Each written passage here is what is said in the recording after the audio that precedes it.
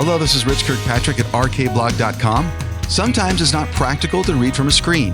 So instead, listen to my blog post about the creative process, leadership, and how these intersect with everyday life and faith. It's Wednesday, November 30th, 2022. Change, uncertainty, and the creative process. 5 principles to remember. I've been an Apple Mac person since 1990, owning one of the first little beige boxes containing an 8-inch screen and a 1 megabyte hard drive. For years, this one purchase would be the largest for our young family. As years progressed, my household moved on to new and newer machines, offering a museum timeline of Apple upgrades worthy of the Smithsonian collection. With upgrading machines, it seems cables don't always match. We now have USB-C, replacing several other iterations of cables. With enough adapters, I have usually kept old yet expensive hardware longer than most. One such piece of gear is my 16-channel audio mixing and recording device. I thought retirement was in order, but today, in my music studio, I discovered my FireWire 400 audio device still works. There's a problem, however. It's just not convenient to operate.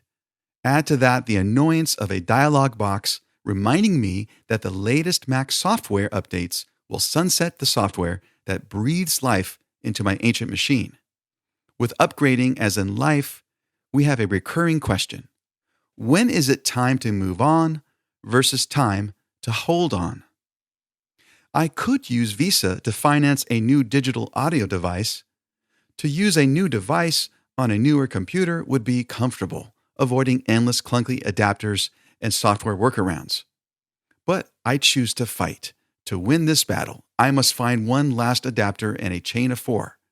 Because of a recent move, it took me hours of searching in unopened boxes throughout the house and garage to find the last remaining piece in the chain. However, this victory, as is with life, is temporary. It only gives me hope for a few more months of use. It feels like I'm marching uphill, and my legs are becoming more and more wobbly from the effort.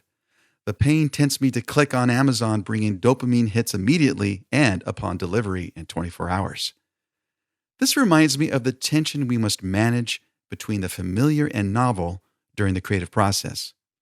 Do I buy a new device or keep the old one working until it reaches its destiny in an eco-friendly landfill? It is the same with our ideas. There is a line marking when you need to give up on an idea, project, or dream. Every effort to fight change is like praying for another adapter that will keep old computer hardware running. Conversely, if we don't stick with our creative effort long enough, we may never see completion. Here is the truth. Every creative process comes to an end. It must. It either reaches the finish line or retires early, being set aside as it becomes too burdensome. Every creation reaches a moment that requires us to let it go. We only have so many days. How we spend the time, energy, and focus of life matters. So it's silly to start a thing and then leave it incomplete. It's like letting go of that hardware at the first obstacle of reconfiguring my setup.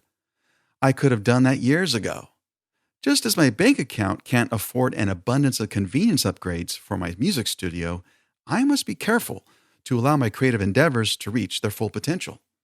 As we create, there will always be a loss, an end, or a terrible dose of discomfort. Because we live within the constraints of time and space, it's prudent to know well the point to give up on an old thing to make way for the new thing. But am I willing to let go? Here is a list of 5 principles to remember about change. Number 1. We fear the pain of the change more than the actual change. Brace yourself and delay your gratification. Number 2. There will always be a tension between ending a creation and sticking with it. Remember that this middle zone is a no man's land. Number 3. Whether you move on or do nothing, you are making a decision. This means you always have some choice in what to do. Number 4. It is fact that we never know if what we make will succeed or not. Accept this and embrace the process and progress over perfection. Number 5, The context of your creation will always be in flux. Just like the laws of physics, we understand the variables we can't control. This keeps us sane. We all think change is something we fear, but what we actually fear is the loss it brings. Well, change is coming. I can choose to change too often, or I can hold on and never release my dreams into the world, refusing to launch it. If I take too long, I may be forced to abandon a great amount of effort. What we cannot avoid is the pain. Whether a cable adapter or a changing market, the landscape is never static. If you are powerful enough to make creating safe and immovable, then perhaps you've failed to create it all. No matter what, creation brings about inconvenience. The secret is to keep that balance between new and familiar, not only for your audience, but for your own sanity. Keep creating. I have more content like this about the creative process on my new book called Mind Blown: Unlock Your Creative Genius by Bridging Science and Magic. It's available on Amazon.com. And also, I have an audiobook version that just came out. Hit me up at rkblog.com to find out more information. Take care.